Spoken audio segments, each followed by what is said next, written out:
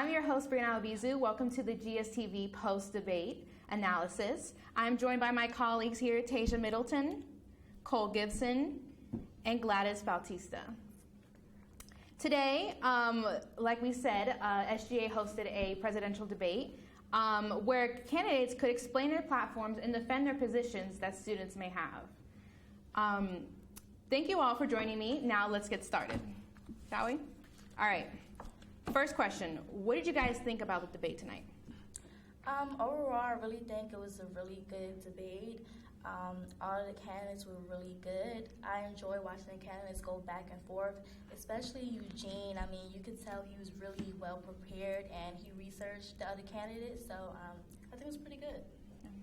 I feel the same. I agree on Eugene Butler. He appeared to be the most prepared person for this debate, and it really stunned me because I thought, Fortune coming in being the favorite, that he'd be the most prepared and he'd take over the show, but Eugene Butler surprised me tonight. So it was a really good debate. It was better than I expected. Yeah, I would have to agree. I think they did a wonderful job overall. I think Eugene, he came in, he was very aggressive, which is good. I think they all were a wonderful example of what a debate should be, especially when you're going for such a huge position in student government. You're becoming a president of all of our campuses now with the merger perimeter. I think they did a wonderful job. Awesome. So as regards to the debate, who were the biggest movers in terms of the debate? So who stood out, who didn't stand out as much? What do you guys think about that? Definitely Eugene. Butler. Former president, or current president of the Spotlight Board program, and no one really expected him to come out with such fire. It was quite amazing. Like I said, the favorite was Fortune, and I expected Fortune to just take over, but it was like Eugene, and he has a background in political science and pre-law, so it should have been expected, but he just came out really, really strong. I think I underestimated Eugene because, going in, everybody said Fortune was going to be this huge player in this debate. And when we went in, Eugene, he started off saying, I'm a political science major. My concentration is in pre-law. And that really showed through when it came to his just attacks between him and Fortune. Sometimes it was just like, oh my goodness, he was this shark in a tank of rainbow fish. I promise. Definitely. Were there any interesting things any of the candidates said that kind of stood out to you? For me, I believe it was, let me look at my notes here, Eugene Butler and his plan simple. Starting the discussion and then involving the community and then making progress and looking back at your progress. And there's a lot of use of acronyms, apparently, because you have Fortune with results. But this acronym made the most impact because it kind of summed up the positions that everyone was trying to hit tonight, and he just got to it first. I think the other candidates were trying to underestimate Cherie because she comes from a smaller campus. But when she said, it doesn't matter where I came from, it depends on where I'm going, she took, the crowd. Because before she didn't have really a lot of strong points, but when she said that, she was just on top right after that. I think Adib, when he said, I think what caught me the most, I don't think he was well prepared, but when he said experience doesn't get the job done, that stood out to me because how can you go and say that to these people who have prior experience, especially with Cherie having been president of the perimeter campus of Newton? Yes. Newton. Yes. How are you going to say this to everybody on that board who's had experience, And to be honest, Adib did flounder. He didn't come prepared. He didn't have many notes. He was kind of dressed in street clothes, which I'm not going to pick on the man like that because who knows the situation. But the point is that he just wasn't ready for this debate. He wasn't ready for the attacks that came at him. He had a moment where he seemed frustrated. And it really played big to his temperament, and I just don't know how much of a chance he'll really have to get the presidency after a debate performance like this. Yeah, he really wasn't answering a lot of questions well, and someone asked him, what are your plans? He said that he had a lot of plans, and he has a concrete way of executing them, but he was only mentioning the polling system throughout the whole debate really was just the polling. And honestly, like when it came to Fortune, prior to the debate, he had the people from his campaign hand out an email between him and somebody else about how he's moved this commuter meal program, I believe that it was. And what he said to me that really, and I actually wrote it down, he said, I know how to get my foot in the door and keep it moving.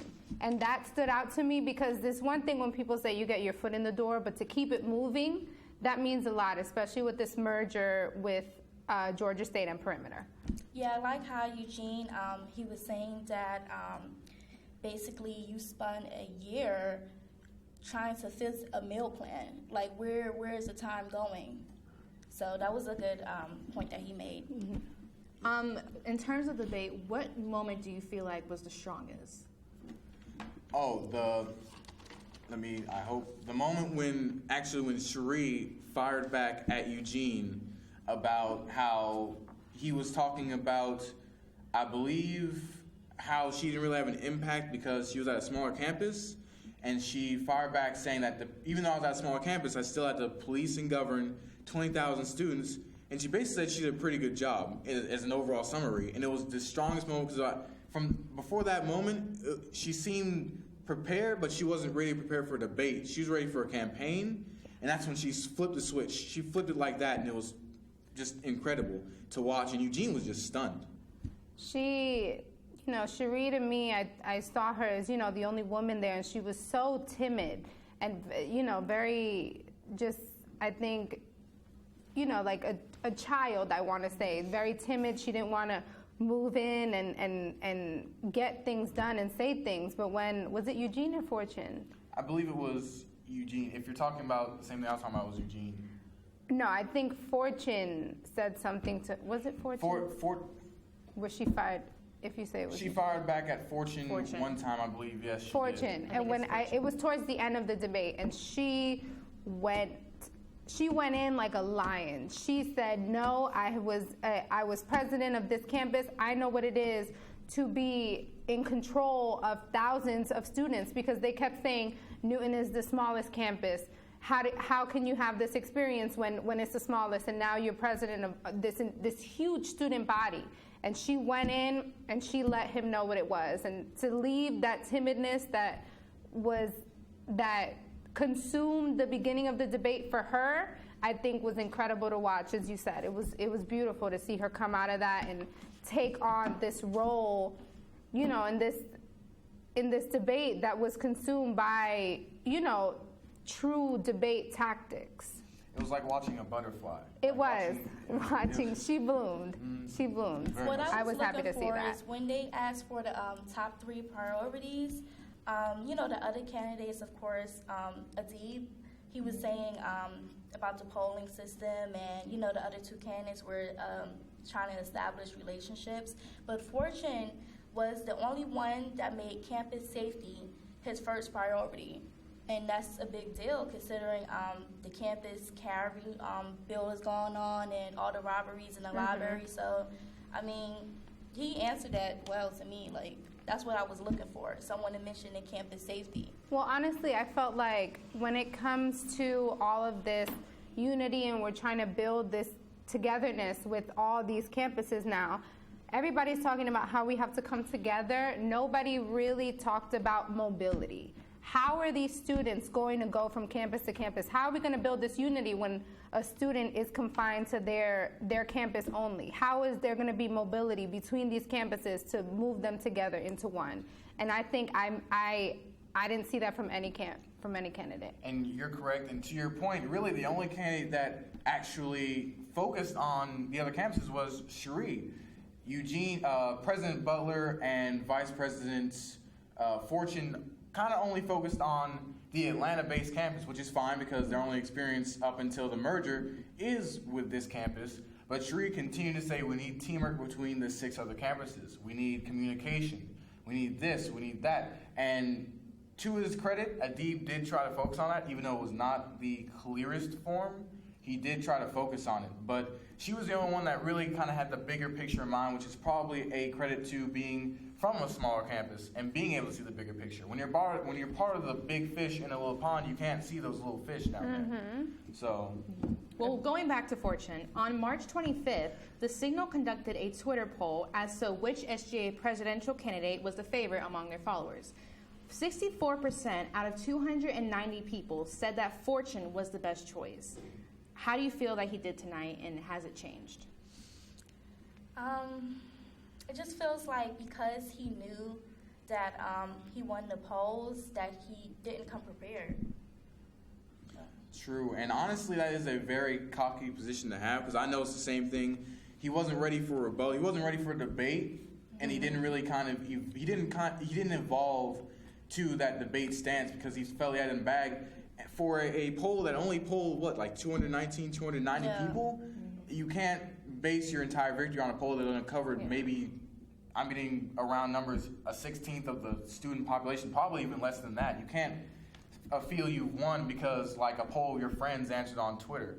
You gotta be ready at all times. I think he left the competitiveness at home when he saw those poll results, and I think that it did not work in his favor tonight. I think that Eugene came in, and I wouldn't be surprised if Eugene saw those poll results and went into that debate saying, I have to win this, I have to be the shark, because Fortune is in the lead, I have to change that. And he changed a lot of minds tonight. He changed my mind tonight because I saw those poll results, and I was like, okay, so I'm going to go in and I'm going to see a debate where Fortune basically runs this. And that was not the case tonight at all. I think your case was the same for all of us. Eugene opened my eyes to this debate. I didn't think there was anyone with a chance. I thought Fortune was, like I said earlier, I thought Fortune was just going to come in and kind of smooth through this. And Eugene said, no, I'm not having it. He took, and not even to be negative, a Donald Trump approach of just aggression. I'm not going to have it. I'm going to fight you on every single point you make. But to his credit, unlike Donald Trump in some aspects, he knew his facts. Every single time he counterattacked, it was with a fact that most of the time his opponents couldn't counter with.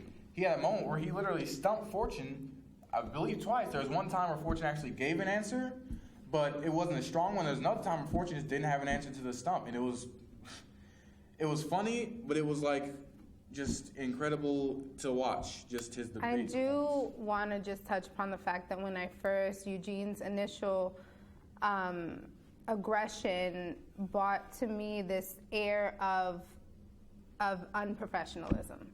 For me, a little bit of it was not professional. You know, you go in as a shark and that's okay, but I believe that in debate there's a way to be professional about it, and it came off to me a little bit petty in the beginning.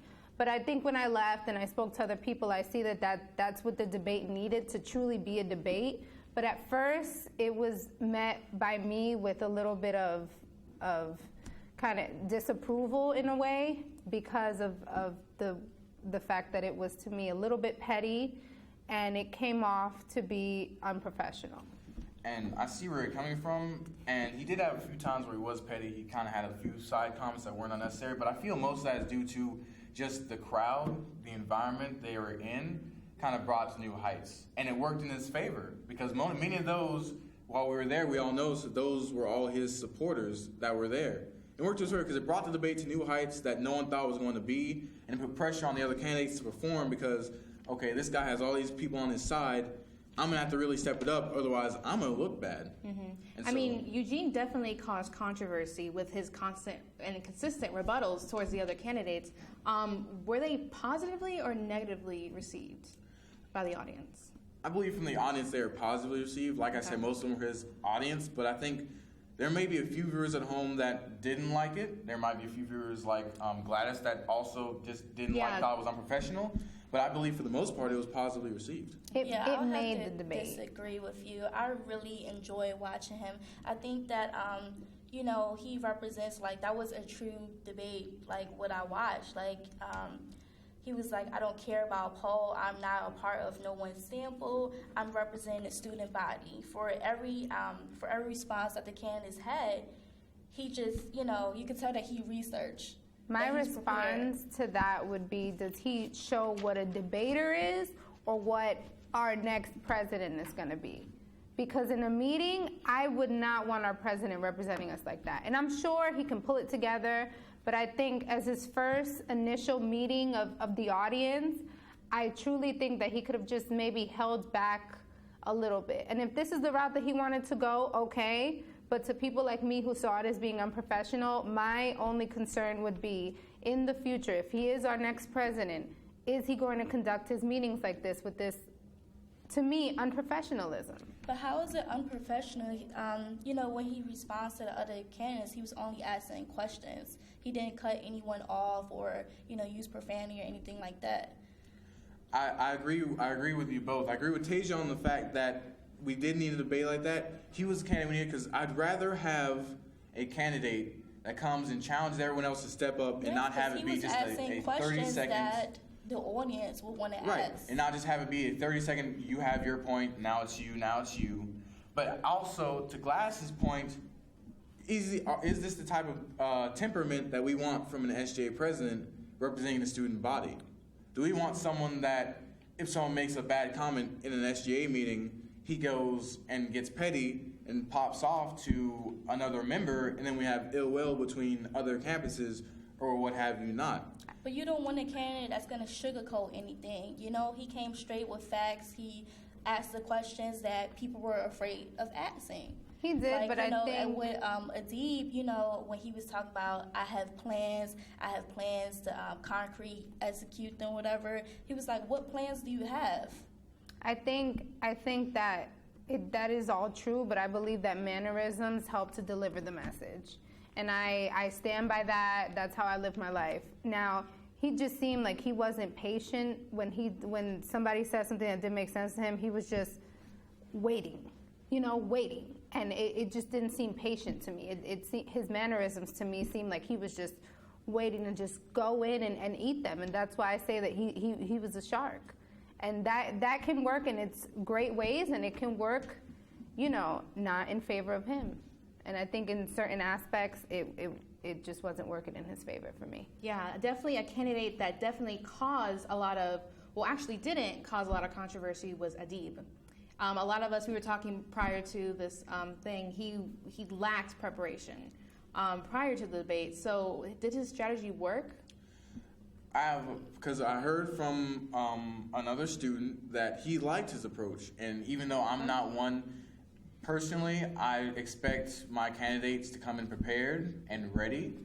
But at the same time, that naturality really appeals to people. It really shows that he's not going to sit there and read notes and try and be structured. He wants to try and flow. And everything coming off the top of his head actually is really genuine. I can see to what some viewers where that would work as far as that approach and that tone. But as far as his ideas, if they don't match up. Now, if his ideas were there with this approach, it would have been a perfect matchup. The way he presented himself, it was perfect. But his ideas weren't there. So at the end of the day, it doesn't really help at all. It was taken in a negative light, in my opinion. My opinion is, if you're going to be genuine, okay, but make it flow to a point where I understand where you're going. The only thing I caught from him was his polls. That is it. I did not catch anything else.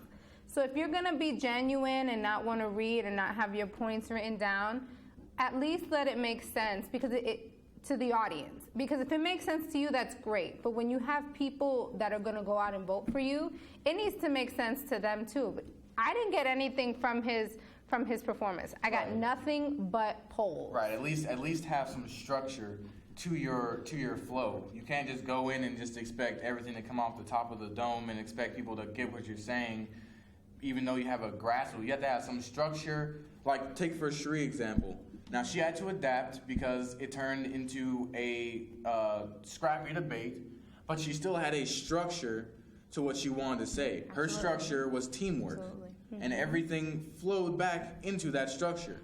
Adib didn't have that.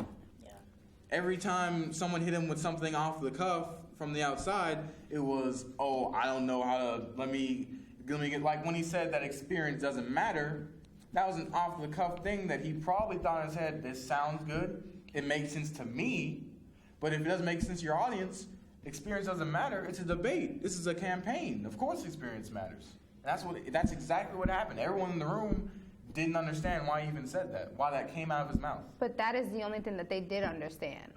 Do you get what I'm saying? Mm-hmm. His entire spiel was off the wall. It was all over the place. But as soon as he said one thing that made sense, everybody was critiquing it because it was something so significant that all the rest of the candidates are relying their campaigns on my experience. I've done this, I've done that. And the one time he says something that's clear cut that the audience is able to understand, he's met with this reaction of, what do you mean? And I feel like it's because by that point, everyone was already expecting him to fail.